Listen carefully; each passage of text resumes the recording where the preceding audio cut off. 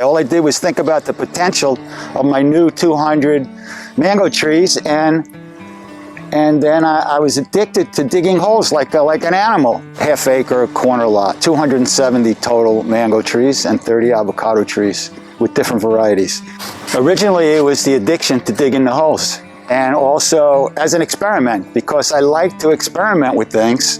And this is like a grand experiment. But then I saw a few videos from Australia where they were close together, but never this close together. And my experiment here is four trees in one hole. And what varieties were these? You remember? Sweet Tart. Sweet Tart. Lemon meringue, orange sherbet, lemon zest. You know, the average person has a life with a job and kids. So they don't want to do all this crazy work. They want to plant them 16 feet apart and let them grow. Let it come up, cut these down. And that is just, that's a new concept, but in a way, it's not new because you just told me, and that's the most productive tree I have. In fact, if I had to do this all over, I would probably plant the #1 tree planted would be. Actually, today I was thinking of cutting this Sweet Tart back to here, and this Sweet Tart, taking a chance and cutting it even lower. Everybody, this is a canvas, and this is the artist. When you drive past a house like this with all of these fruit trees, you might just see fruit trees, but this man sees art. And just like an artist, he could see his final product, but he can always see room for improvement. And that's what he's doing. He's taking this great art project that he's done years ago, and he's improving it. Improving greatness to make it even greater. And he's learned a lot since we last been here, based on sun, based on spraying. Based on you. Based on my videos, and a lot of the people I interview. And he's doing something about it. And that's what we got to understand. It's all a learning experience every time we're growing trees. Each particular yard is going to have its own experience with its own varieties and its own way of growing. There's no one answer, but there is one experience. So that's our own experience based on our microclimate of what we're growing to seeing what works. And today we're going to continue to look at and see what has worked and what he's redone to improve on. So this is Steve, and we're going to check out his place. Hello everybody, welcome to Fruitful Trees. I have a very requested video today. You've been asking for this. Years ago, when I started making these videos, I went to a property that was growing 4 trees in one hole. 4 mango trees in one hole, sometimes up to 5 trees in one hole. And it seemed like it was working. The guy had a ton of trees on a small property, and I was amazed by this, and so were you. Well, we're going back there today. This place is in Miami, and we're going to go down there and we're going to check it out and see how those trees are doing now and how that project went, because the guy has come to a conclusion if it's worth it to plant that close, and we're going to hear all about it and check it out today. I'll put a link to the original video I did there as well, so please check it out there below. And here we go. All right, everybody, here we are. We're back at this amazing place where I was here previously, and they had 4 years ago. Yeah, 4 years ago I was here at this place, and this is the guy that planted 5 trees in one hole, and we're back for an update. I've been back here one time since for an update, but he made some amazing changes. We're gonna check it out today, and we're gonna have Steve on camera here, and he's gonna talk about the changes he's made, and the question is the distance between trees. What will work and what won't work? All right, everybody, here's Steve. Steve, thanks for having us come on out. So Steve's going to stay next to me, and we're going to talk about these things. What was your original idea for planting so many trees so close? And it's mostly mango and avocados. He has 1 or 2 lychee trees.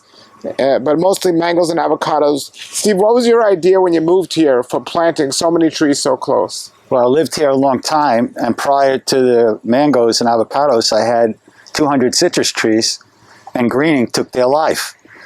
So I love taking care of the trees, and I discovered that mangoes and avocados can work. So I started planting. Well, first I had to rip up all the citrus. That was a tremendous job from the roots. And then I planted the 200 mango trees, and I had to dig more holes and deeper. And I got addicted to actually digging holes for the exercise. I love the exercise because in Miami I have no one to go out and play with, like when I was a kid in Brooklyn. And here was something I discovered that took my breath away. It was fantastic. So I kept dreaming at night. I mean, that's what I dreamt about. It was like it took all my troubles away. All I did was think about the potential of my new 200 mango trees, and then I was addicted to digging holes like an animal. I wanted to dig holes, so I kept looking for new varieties that were available to plant, and it was a really good time because that's when I call him Dr. Zild, Gary Zild. I call him doctor, even though he's not a doctor, because he's the doctor of mangoes. He was coming up with all these new inventions, the new mango varieties. And then I was reading on the Tropical Fruit Forum about the qualities of these mangoes. And that influenced me tremendously of what I would choose. What was the most, how much land do you have, and what's the most trees you've had at one time in the ground? It's a half an acre, built this half acre corner lot. And I was able to put the trees where I'm not supposed to put them, which is within 10 feet of the street. Because other neighbors had the same thing, and it became like accepted, and the mailboxes don't belong there, but they are there. So I was able to plant all the additional trees around the periphery. And I ended up planting 270 total mango trees and 30 avocado trees with different varieties. Now the interesting thing is, I don't even eat these mangoes or the avocados. I just give them away and make other people happy. And well, that's pretty much it. So here's a question I ask all my guests, and you kind of just answered it. When you plant trees, or when you plant these trees, what is your major goal? And you kind of answered it: exercise and to stay healthy. And stay healthy. For longevity, for myself, besides keeping the trees healthy. And to bless other people. Yes, absolutely. Okay. A week and a half ago, I gave some mangoes to an old guy who rides by on a bicycle every few days. And yesterday he comes by, he stops the bike to talk to me. He says, "My wife never tasted mangoes as phenomenal as the one you just gave me." And it feels good to me, but I'm happy I made somebody happy more. Absolutely. So now, what made you decide, because no one else does this anywhere in the world, planting like this example here, you have 5 trees, and we call it 5 in one hole, but it's really not in one hole. It's about 1 foot apart from each other, but it's close enough to be in one hole. So 5 trees in one hole, and last time we were here, we saw all of these were big and full and growing, and we're going to talk today about why now there's only 1 or 2 growing. But what made you decide originally to do all of these trees in one holes idea? Originally, it was the addiction to digging the holes. And also as an experiment, because I like to experiment with things. And this is like a grand experiment. Well, the experiment basically failed. And that's the simple truth of what happened. I just wanted to keep digging holes and planting trees. I thought it would be like, I mean, I read about they shouldn't be so close together. But then I saw a few videos from Australia where they were close together, but never this close together. And my experiment failed, basically. And I don't feel bad about it. The only thing I feel bad about is that certain varieties that are out of this world spectacular, I had to cut down low. But you can see 2 weeks ago, this tree was cut down low. And here you can see it's already sprouting. Now let's talk about the experiment. What was the experiment? The experiment was to see if I can get away with being smarter than everybody else and planting trees close together and have a whole bunch of varieties and a huge number of trees to say I have 270 mango trees. Well, you're saying close together, you're meaning 1 foot apart. Well, this is maybe 2 feet. 2 feet apart. They're about 2 feet apart, but I never measured them. I just put them in there. Sure. so they would be symmetrical and look good. Well, we're going to talk about the experiment, but from your experience and everything you've learned, this is a very important question, everybody, so listen up. From your experience, what is your recommendation in spacing if somebody had any type of land? You know, maybe they got to plant less trees if they have a small property, but what's your experience to get the ideal from the tree? How big should they keep the tree and how far should they space it? Well, first of all, I'm not the person to ask that question because my experiment failed. But that's how we learn. No, I just want to say this. You got an answer. My answer is this.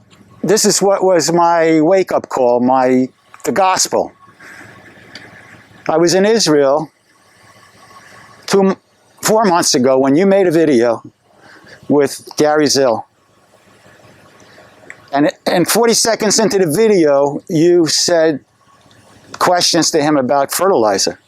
And his answer was real simple. He said, the stuff you put on the bottom is vitamins. What comes as sunlight is the fertilizer of the tree. Without sunlight, no mangoes, no sweetness.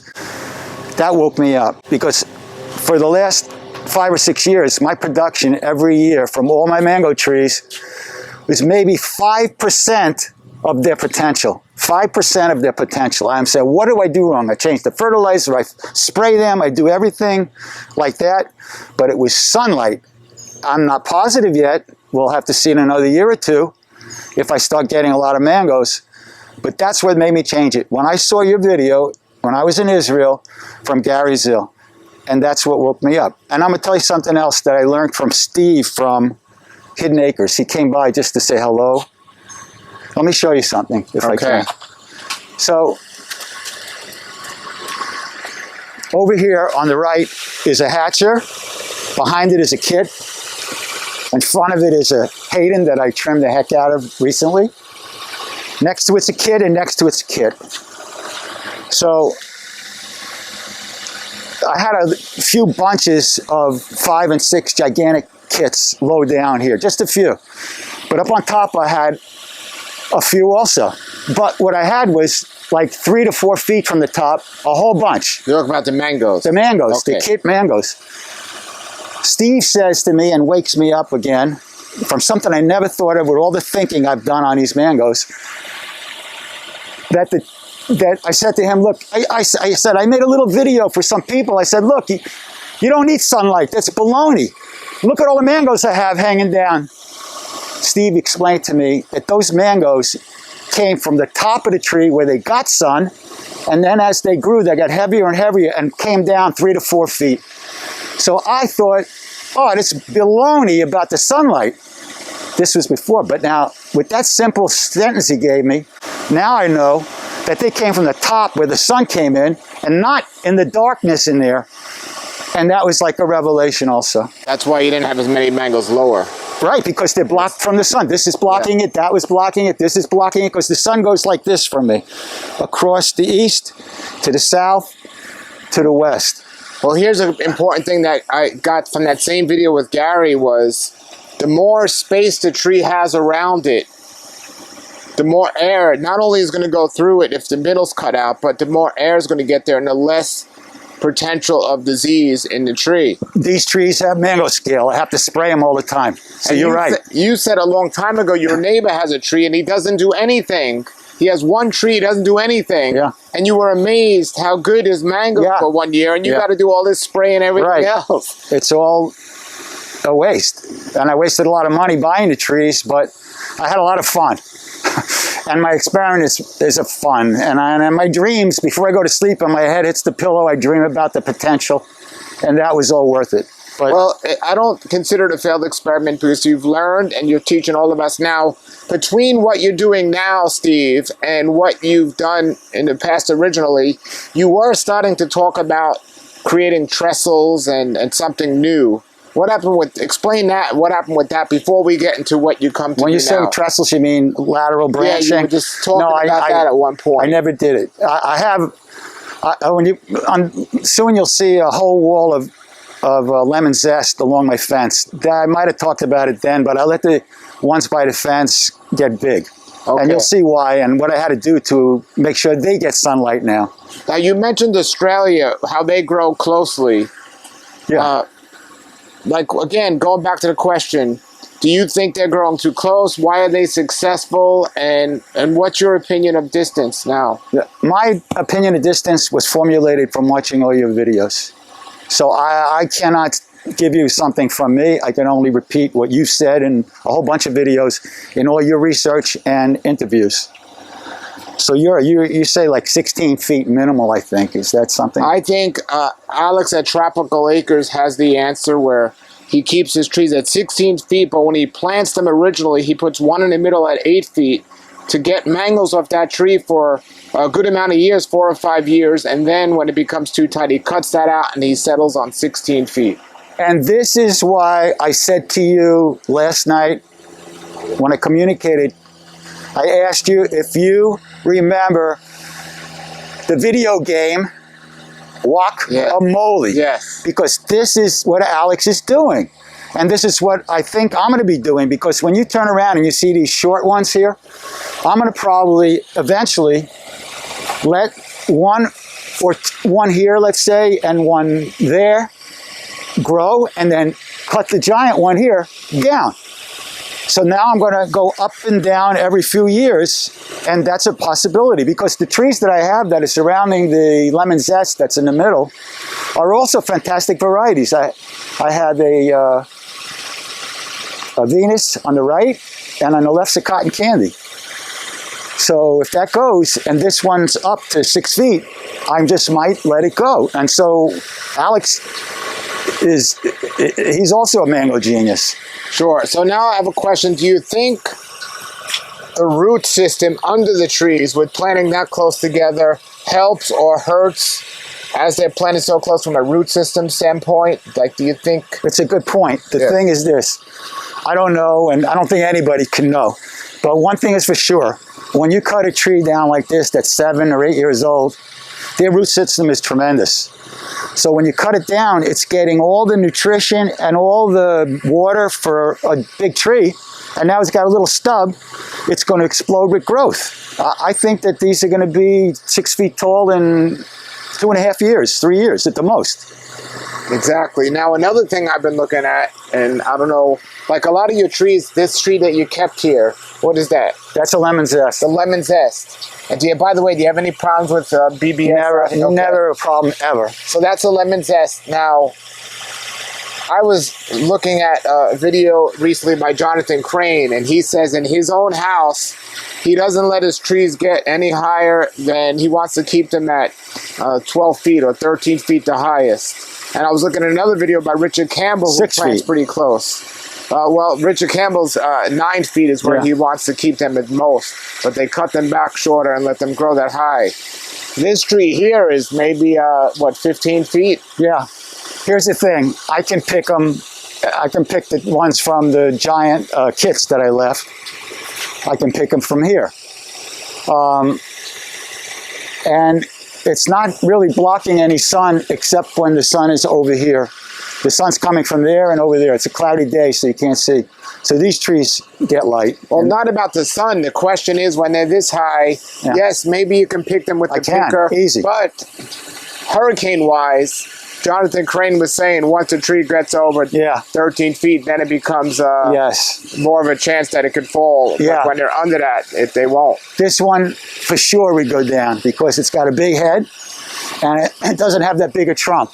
So those branches would definitely snap with 100 miles an hour. And because of your project, when you did this and the trees were growing the way they were growing, most of the canopies up top, whereas if you would have originally had just one tree here, this could be more like a bush and you'd have a canopy from the floor going. Exactly. That's the perfect, that's it. That's the perfect situation, and I didn't do that. I'm innovating, playing games, and by the way, if this tree goes down in a hurricane, I would be happy, because I would get all the exercise chopping that tree up with a chainsaw and getting rid of it in garbage cans or piling it up, because I love the exercise. So anything that happens is a blessing to me. And everyone has their own situation, but we're showing you today what doesn't work long term. And we're talking about why. Like, for example, here is 4 trees in one hole.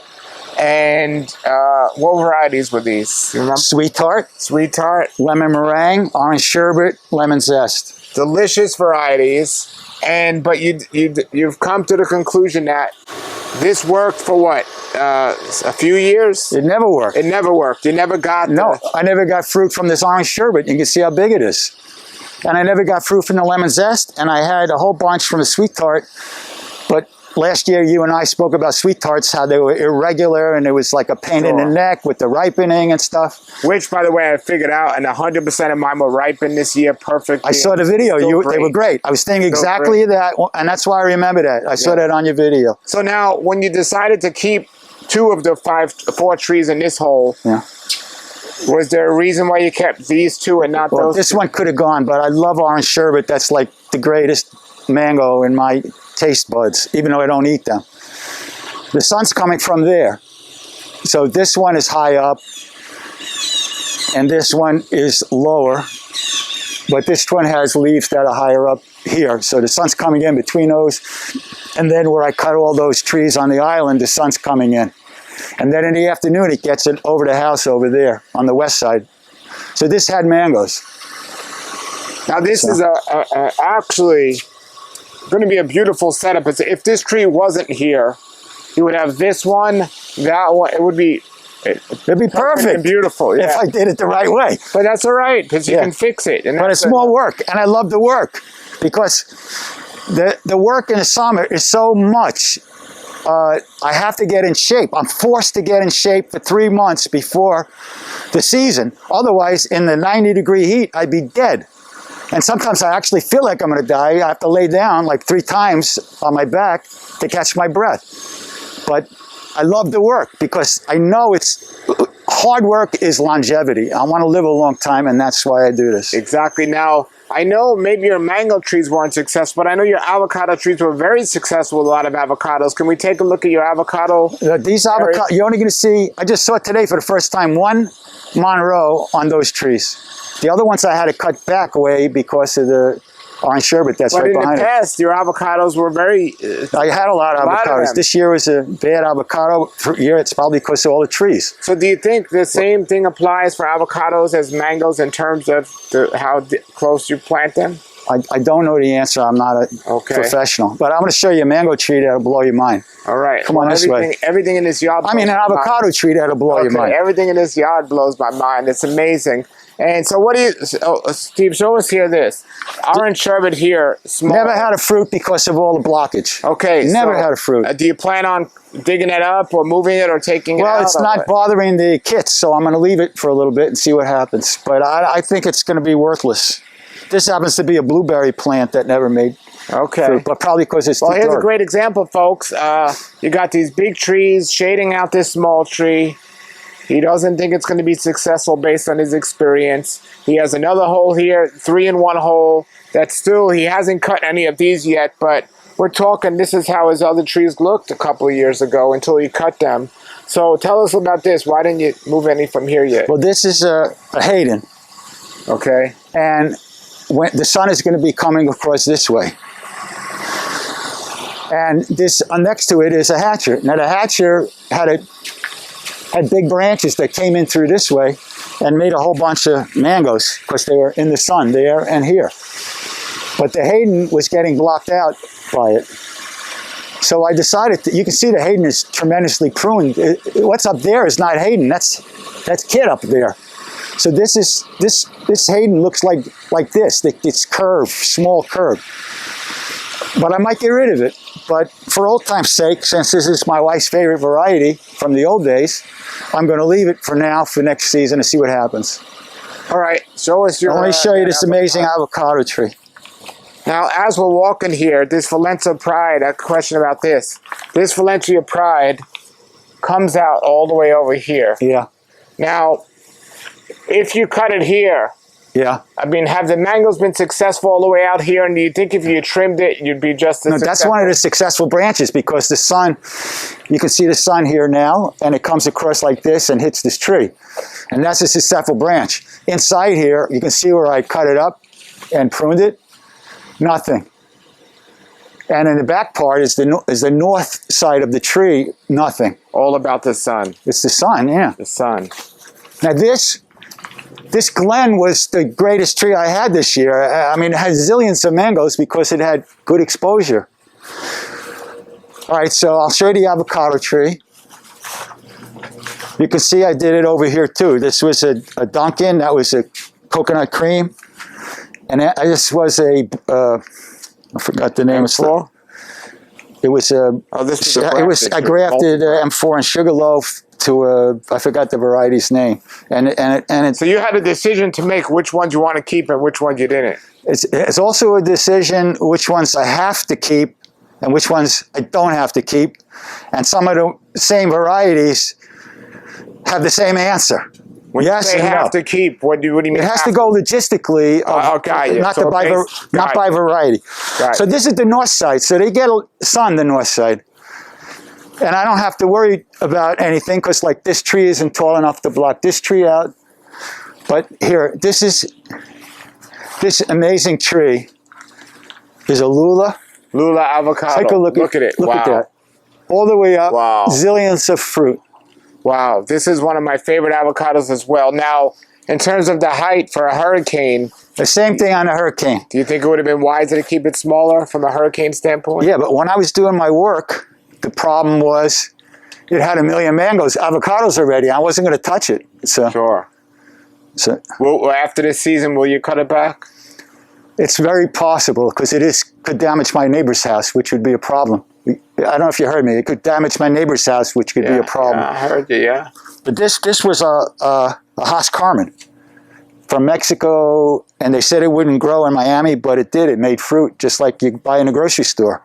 But I cut it back 2 weeks ago, and it's exploding. Yeah. Yeah. That's about 10. That's about 9 years old, that stump. Wow.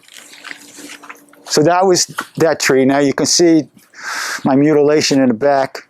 Yeah, look at this, folks. So again, learn from other people's experiments, we'll say. He had to cut a lot of these out because they were too close. And, 8 to 10 feet, you'll get by for a couple of years. But the farther you go, the better off the tree's going to be in the long run because it gets more sun, more air, so it's less disease. And as what they're doing in other countries, they actually sell or use drugs that are illegal in the United States to keep the trees to grow slower. And that's in India and Australia. But even then, they're picking varieties in situations that don't work. Richard Campbell, he actually uses varieties sometimes on short rootstocks, but he even says some varieties won't work for what he's trying to do. To keep it simple, if you got a job, if you have a wife and kids, you shouldn't be going out to play golf every few days and leaving them alone. You should be at home with your family, and you don't have time for this kind of thing. But if it's your love and it's your hobby, you'll be at home and you can work on the trees and get healthy and get exercise. So that's the average person has a life with a job and kids. So they don't want to do all this crazy work. They want to plant them 16 feet apart and let them grow and see what happens every year. And that's the way it should be. I know when I was planting the citrus way back, I didn't give a crap about them. I just let them go, and I didn't even know they had that first disease they had, that they cut all the trees down. I didn't even know, I didn't even care.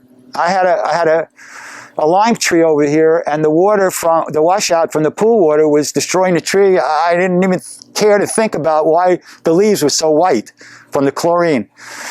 Because if you have a life, you don't need to do this crazy thing that I did. So tell us about the mango season this past year, because you had already cut back many of these trees prior to this last season. I only cut a few prior. A few. Right. How was the mango season this year? This year I had maybe 5% of my potential. That's how bad it was. I did on those kits that are all gigantic, and I know I picked 130 fruit, and they weighed 350 something pounds from those 3 kit trees. But that was the biggest weight production that there was. So what's your goal now? Are you gonna what's your future plan? Are you going to cut everything and leave them at 16 feet, the ones that are in the right spot, based on the sun, or are you? Everything's based on the sun now, since I heard the gospel truth from Dr. Zill and from you. Thank God it was you who interviewed him. Well, I'm into longevity. This is my whole life. Is longevity and the whole study of longevity for humans. And when creation, you have a tree, and it doesn't work different between the creation of a tree and a creation of a body. Sun, water, and light are the three things that are going to create longevity in our lives. And the same thing with the trees. Yeah, recently I saw that doctors are saying the sun doesn't necessarily cause all the skin cancer. No, it doesn't. It doesn't. And it's it's amazing. It's amazing how the connection between you give life, nutrition, sun, and air. And love. And love. Lots of love. And love. Hug a tree. Yeah, love. Yeah. I do. I love them. Yeah. And, they're my children. Yeah. It's amazing. This, look at this here. So this was a lemon meringue. I was blocking the Kathy, and I never got a fruit from the Kathy. And between this Lula. Yeah. So now you're taking that out. And how far is it? Do you even measure, or have you measured? No. How far is the Lula from Never used the ruler. Okay. What's amazing is this lemon zest in the corner, which gets the western sun clearly because my neighbor doesn't have anything blocking it. On that side of the street, it had a ton of mangoes. This side was just a few. And what I had up there was probably when the sun hit it on the top and they came down. I didn't even realize that till I just said it to you. Sure. So there's this whole wall in the back is facing the western sun. And I'm going to let them get tall because I can reach them if they have fruit. But you can see over here that the sun comes in during the morning from here and goes across the southern sky. And here you can see I graded the trees down so that these trees in the back here got more sun. So now, as for the trees that didn't work that you cut, have you had any thoughts of possibly deciding to cut out the roots, to dig out the trees and sell them, or you? No, because I said the guacamole technique might be used here. It's another part of my new experiment. Guacamole, let it come up, cut these down. And that is just, it's a new concept, but in a way, it's not new because you just told me that Alex is basically doing that, but he didn't give it a name. I gave it a name. Yeah, but would you dig something like this out and sell it, or no? No, I wouldn't do that. No. So once you determine that this spot is not good for a tree, are you going to cut this down? It could be good for a tree, this tree that comes up, because this is gone. Well, example-wise, let's say this one. Once you determine that this spot's no good for a tree, you're going to cut it down ground level and just... No, I'm not going to do it because part of the experiment is to let this thing get bigger and then maybe cut down other trees around it. So this gets up to 6 feet and it has a whole bunch of leaves. So, and possible fruit, then I can get rid of the sugar loaf that's blocking it. Interesting. That takes it to a whole nother level. Then that cotton candy over there that does produce a nice amount of mangoes will not be, even if it gets bigger, and this is gone, and this gets to here, this will not get blocked. So this year, this buttercream would probably have fruit. I mean, that year, the buttercream would probably produce fruit. Well, the way Richard Campbell does this in his high-density grove is all his trees are he trims them 3 by 9. So he keeps the trees 9 feet apart and 3 feet in. And it'd be interesting to see, I know in some varieties that'll work and wouldn't work, but it would be interesting to see if you trimmed your trees to that same spacing, if that would work. I don't know. I can't do numbers like that are specific. I'm too wild of an animal to be able to do that. All it takes is a tape measure. Yeah, but no, I can't think about that. My brain doesn't work structurally like that. I know I can work with sunlight, but look at this. Look at this, folks. So this was your row. I remember you planted a whole bunch. What was a lemon zest back there? A whole row. How many are back there? They're labeled. You can see there's 3 lemon zest there, and then there's orange. Sherbet or lemon zest, I don't remember. And then there's an orange sherbet and a Cathy. The Cathy's in the front. You can tell by the wrinkly in the leaves. This was a big high cotton candy, higher than those trees. So like you can see, big branches were cut off, big limbs. So of the different varieties, the ones that did fruit, yeah. What's your favorite one? I know you don't really eat them and you give them to others, but the most comments I always get is on lemon zest. They go crazy over lemon zest, people. For the first time in my life, Steve at Hidden Acres got me a Venus, which I never had, and that was fantastic. But there's a whole. I have Sugarloaf, which I haven't had any in 5 or 6 years, but I remember when I tasted it at Dr. Zill's in the office, blew me away. I had a Pineapple Pleasure at his office. He gave it to me, cut it up for me with a dirty knife. I didn't care. It was out of this world. But so I went and I probably have 10 Pineapple Pleasures, and I think I had 1 Pineapple Pleasure in the last 8 years. So it's delight. It's not a defective plant. So you can do high density, but you have to do it with more of a plan.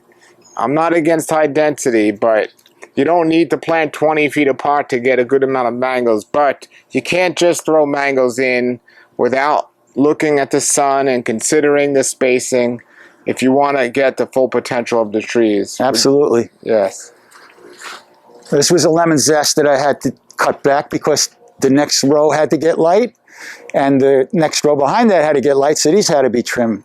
So there you go. So there's this level. You're going to keep the trees to that level, and the tree behind it you keep to a high level. So the sun that's coming from this way is going to hit all of it. Yeah. And if then the sun was coming from the other side, you do the opposite. Right. In the evening time, it starts coming from that side and hits the other side of those trees. And I always go in the back. My neighbor lets me go, and I trim the trees so none of the stuff goes on his property. Like on my property line where I have the trees, I always look along the line of the street and I cut it back a bit so that they don't grow over the street, because if they go over the street, anybody can take it. It's totally legal. What about your lychees? How are they looking? 2 of them died from lychee mite, and 1 has come back. It looks pretty good right now.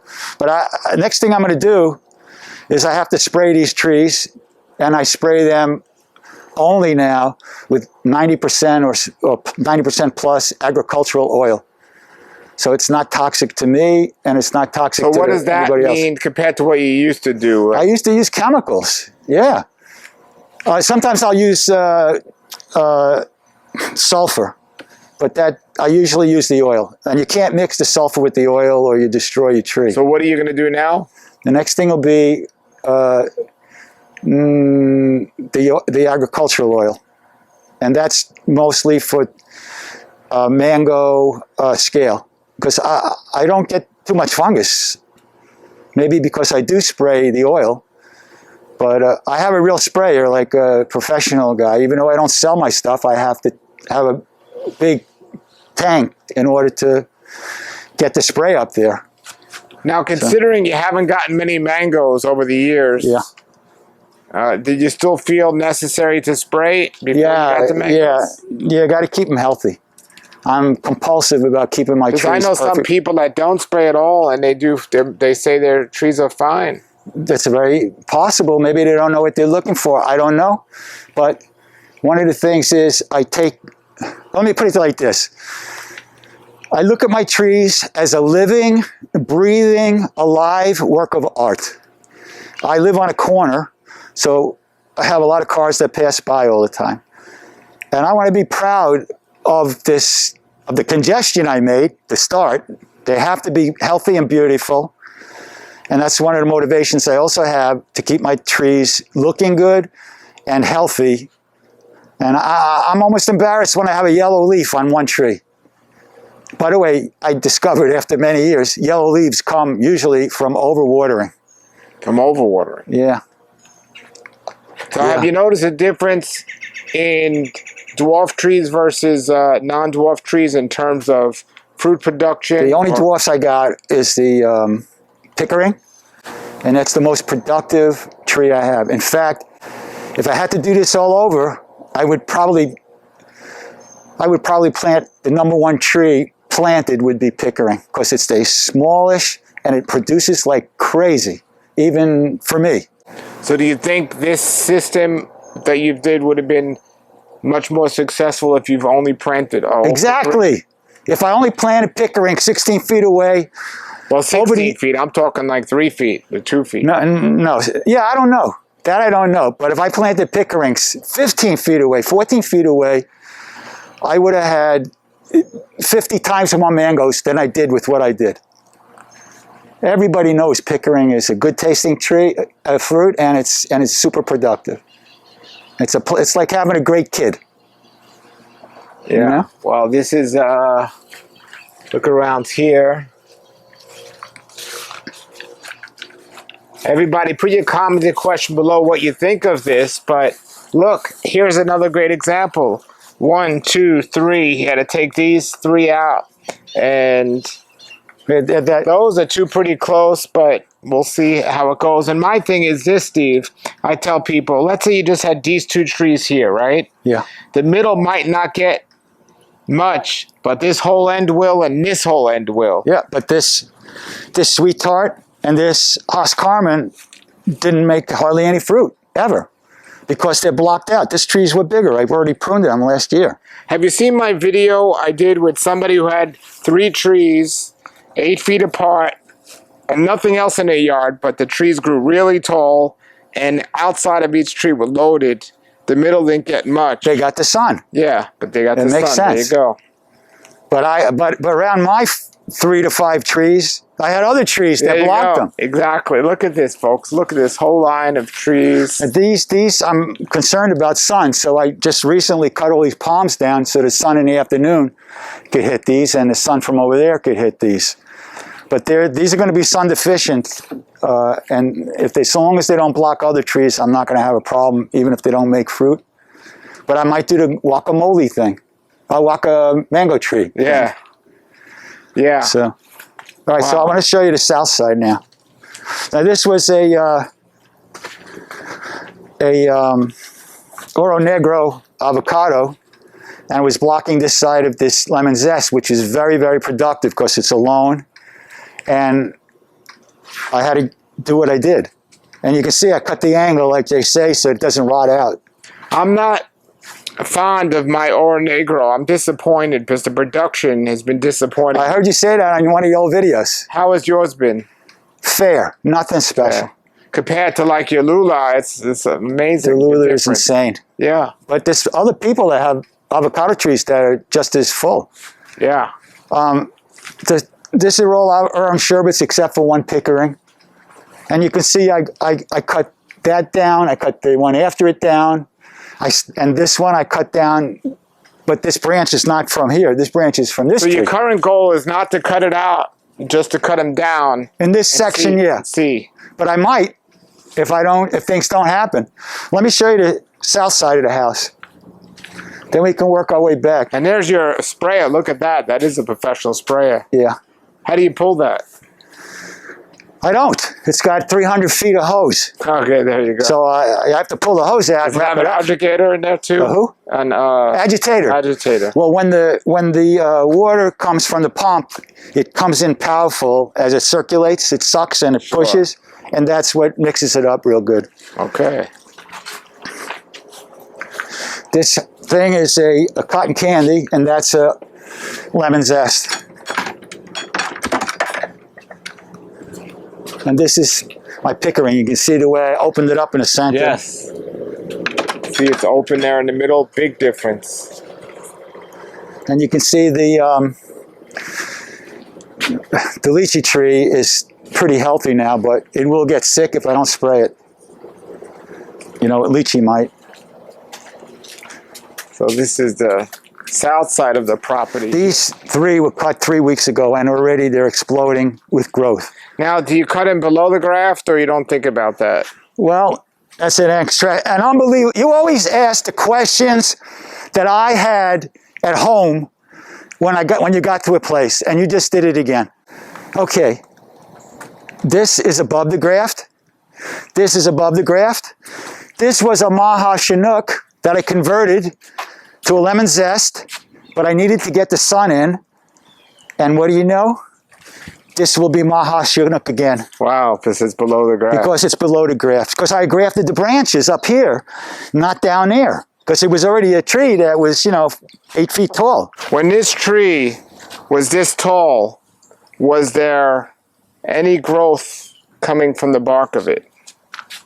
You mean from down below? Yes. No. This is all from the cut. But these trees are never this tall. This tree was shaped this way to accommodate the center tree so it gets sunlight. Because these trees were maybe that height at the most, where you see. So this lemon zest that's in the middle here, if you cut this lemon meringue, I think. If you cut this lemon meringue down to here, and had nothing around it, would it start growing? Yes, absolutely. Lower? Yeah. I mean, 95% of the time it does that. But, so this could be a guacamole deal again in the future. But that's an orange sherbet that I left. And I had to get a lot of light because orange sherbet is the best for me. Now, another thing to consider is it's just after towards the end of mango season right now. If you would have done this whole project a month from now you're messing with the production of next year. But since you did it already and you're pretty much done what you did, you might get mangoes next year since you did it in enough time for them to grow back. Yeah. It's more possible, but I'm thinking in 2 years. But I couldn't come back earlier because I was away. Yeah, but if the later you wait, the more or less chances that I'm going to show you something interesting. Come on over. Okay. Come across the street for a second. I showed you this 4 years ago or more. So by some crazy chance, the oak tree in the back, this big oak tree, has these 3 branches that come up like that, and it's exactly the shape of the Hebrew letter Shin, which many times is representative of the name of God. Amazing. Now, when I saw the Dr. Zill video, I knew that there was these were tremendously covered with giant branches and leaves, all the way up and all the way across the top. And this week I had to spend, last week, $1,500 for them to clean the tree up and take it away, just so these trees could get light and the trees over there could get light in the morning. And I didn't like spending it, but it's part of the experiment. I need all the light to see if my experiment works. Have you thought about getting rid of the oak tree completely? Well, I can't because of that shape. It would kill me to do that. Yeah. So, but you see how thick it is from my neighbor. Yeah. The light doesn't go through. Yeah. So I think it was a good investment. We'll see. Yeah, definitely. I noticed how much more lighter it is here now. And definitely makes a difference how many trees you cut. And there's the side of your house over here. The south side, the other side of the fence are all lemon zest, which for this coming summer, I'm leaving them alone because I pruned all these trees so that the lemon zest get the light this year. Really get the light. This one has got like one branch that comes out this way. So the lemon zest over here is going to get plenty of light. This is the cotton candy. It's going to get plenty of light. These were all cut way back. Lemon meringue was cut way back. This is before I left on my trip. So this is probably 6 months of growth. And you can see what I mean, 6 months. Look at this. I could have mangoes next year from here. Yeah, and lower, much lower. Yeah. Because when this was a tree, it was taller. Right. So you can see the size of that. That was also a Maha that I grafted to lemon zest, but it was blocking everything for a long time at this angle. So I cut that back. So you can see actually there's something coming out. This was 2 weeks ago, and you can see something's coming out here and here. So 95% of the time, the trees come back. So guacamole will work. There you go. Look at that. And you can see some of these trees were pretty big that I cut back.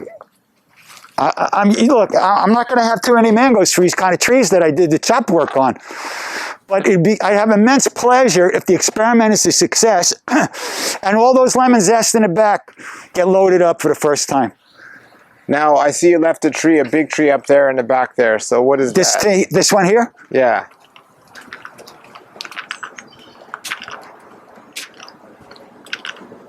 This is a kit from 2 weeks ago, the new growth. That's a kit. 2 weeks ago, you cut it, a new growth. What about that one? Okay, this is the way this worked. I had an orange essence here, a lemon meringue here, and the back was a cotton candy. But the one behind it's an orange sherbet. Now, this stuff on the top is not blocking the leaves from the orange sherbet. So, and this was let to grow tall so that the ones around it would get light, and they would get light itself. So that's what happened here. You can see the cut where it was. So this hole here is a perfect example summing up this whole video. It's when this was all grown, the trees didn't get enough sun because they were blocked by the surrounding trees. And now you left the big one tall in the middle, and you cut these smaller to see what would happen with these. But that one, you're almost guaranteed you're going to get something because there's nothing blocking it. Right, and look how these are coming back. I could leave the two orange essence there, and they're going to get loaded up with sun for the next few years and make fruit, because they do make fruit, the orange essence. I don't care about the lemon meringue so much, and the cotton candy. I already have plenty of cotton candy trees, and this is going to get bigger. So these adjacent ones, the two orange essence, are not going to block the orange. Now, when this was grown, when it was full, were you getting mangoes on the outside or not at all? On this grouping, I only got mangoes from the orange essence on the ends. On the ends? Yeah. Because that's where the sun was hitting. Yeah. Now, I had a few on the lemon zest, but... Now, what do you think about orange essence in general? The first time I tasted it 3 years ago, I was turned off, but then I had another one earlier in the season, and then Steve told me that it's a really good mango. And I tasted the citrus in it. It was very delightful. So I must have, I misread when it would be ready. That was my fault, not the fruit's fault. This is an M4 that I'm leaving alone because nothing's blocking it. You can see it's getting bigger. Okay. And like I said, that's a palm tree, but going down this way are all lemon zest. So season M4 and orange essence you'd consider later season?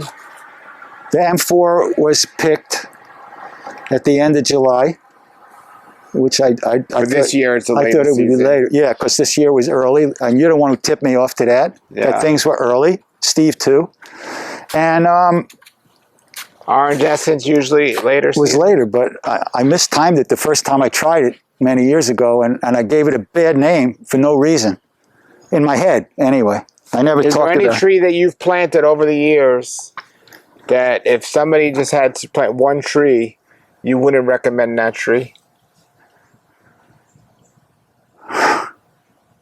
I can tell you, I probably have 10 lemon meringues, and in my yard it didn't work. But I cannot say that, you see, because I have done so many perverted, crazy things with my trees that other people don't do. So I cannot make a comment like that. My lemon meringue does great. Yeah, that's an example. These were two avocado trees that was no big deal. So I made light for my lemon zest and other trees. The lemon zest seems like your best. Lemon zest has been very productive, but not every tree because they're in the shade. It's, you know, I really screwed up. Is there a mango you don't like, taste-wise? An overripe carry, period. Overripe carry. But on the other hand, my grandson made a little video that was on YouTube. And that was his favorite. He was sitting over the sink, and the juices were flowing out of his mouth, and he was going crazy. He was 9 years old. And to this day, no matter what I give him, carry's his favorite mango. There you go. Look at that. But for me, I had one that was overripe because that was my first tree to give me a fruit after my Hayden, and I let it ripen like a Hayden, which was a mistake. What's the significance of a lot of these posts? Okay, when the trees were young, instead of putting that cheap metal thing from Home Depot that's green. Like that? No, this is something else. This is something else. That was a bigger mistake. So I used these to secure the trees because of hurricanes, and it worked. But you never took them out when the trees grew up? Well, now is the time to take them out, but they grew into the trees. I got you. Okay, and what about that? The metal ones, the metal posts. These are fence posts. Yeah. And I believe that this tree was knocked down on a hurricane. So I used these fence posts to secure the tree so I knew it wouldn't fall, and now they're grown in. They're growing. And they have little things on the bottom that keep them in. Upside down hooks, like. It was a phoenix, right? Yeah, never got a fruit from any phoenix. But this one was at the end. You didn't even get any off the end here? No fruit from that. Wow. Maybe the roots came to the street and stopped where the rocks are. I don't know. Where the concrete or whatever it is down there. It's all learning experience. What about these here? 2 orange sherbet twins.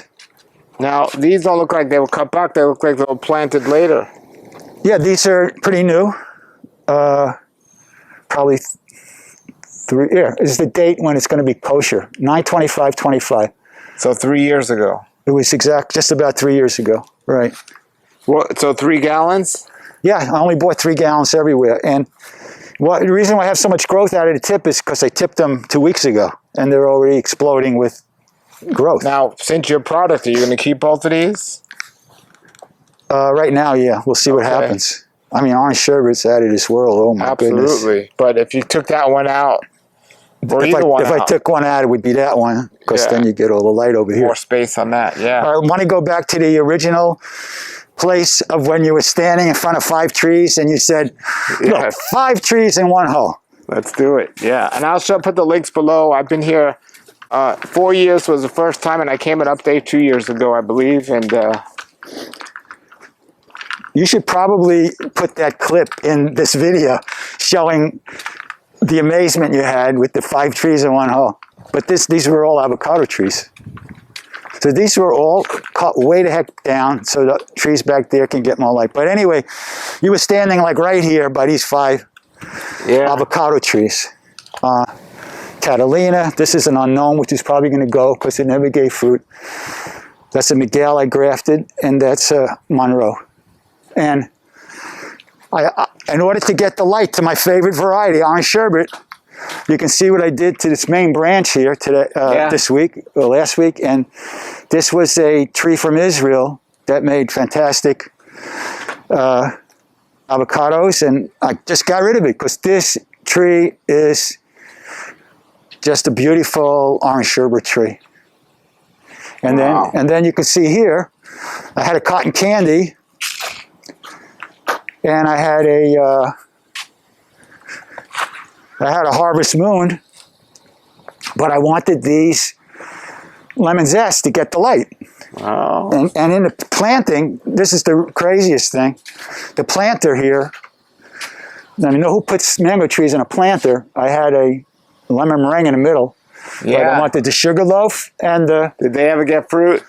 The sugar loaf gave me fruit this year, and the sweet tart gave me fruit last year, but this one has never. Amazing.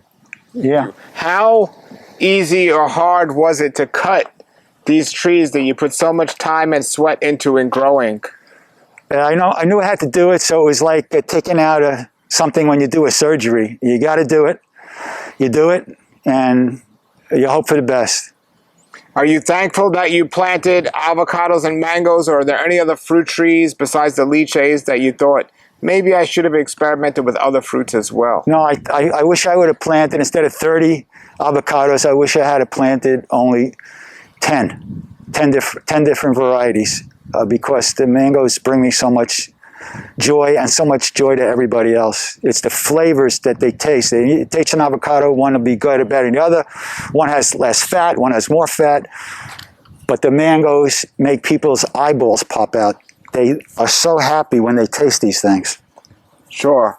In terms of other seasonal fruit, though, I'm not a fruit guy, really, no. Okay. So. And look at that, folks. This here is where I was 4 years ago, totally impressed by his 5 avocado trees in one hole and wondering if it was going to work long term. And now we have the answer. I'll show you one cool thing. Today, I was taking a walk. This is the first day it didn't rain in the morning. And I have 1 avocado only. Wow.